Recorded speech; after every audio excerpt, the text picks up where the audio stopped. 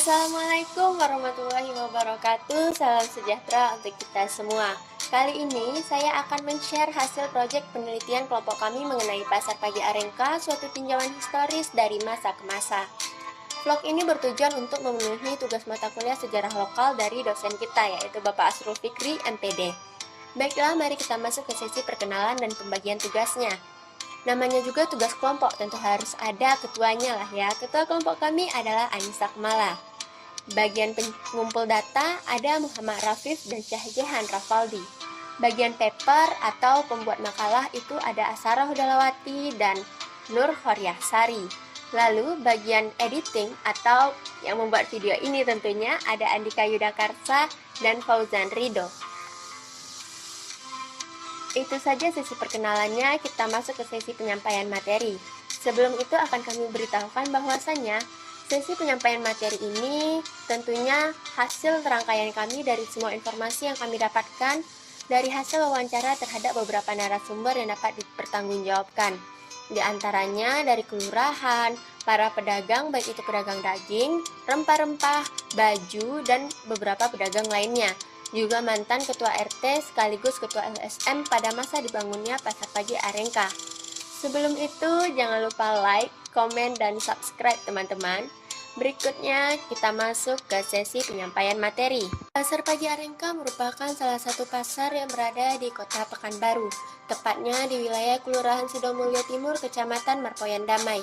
Pasar Pagi Arengka Pekanbaru didirikan pada tahun 1990 dengan luas tanah 6.000 meter kubik.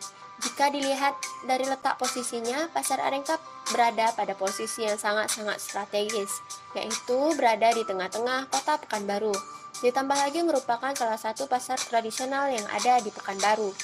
Sebelum menjadi salah satu pasar tradisional yang besar, pada awalnya Pasar Pagi Arengka hanyalah berupa pasar lingkungan kecamatan dengan sarana dan prasarana seadanya, yaitu berupa kios-kios, los, dan kaki lima untuk menampung kebutuhan masyarakat sekitarnya yang berada di bawah wewenang Kecamatan Marpoyan Damai.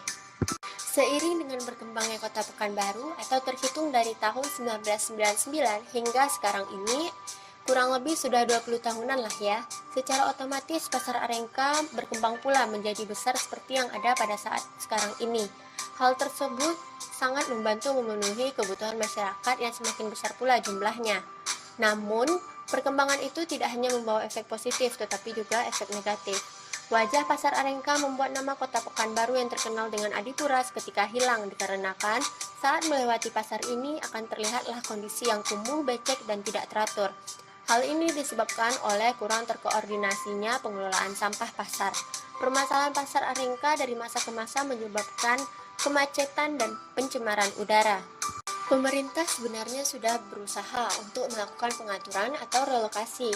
Namun karena masalah keluarga dalam perseteruan sengketa hak waris tanah menjadi alasan utama susahnya pemerintah dalam mengatur pasar. Pada tahun 2014, pemerintah Kota Pekanbaru membangun flyover dan Pemko juga merelokasikan pedagang.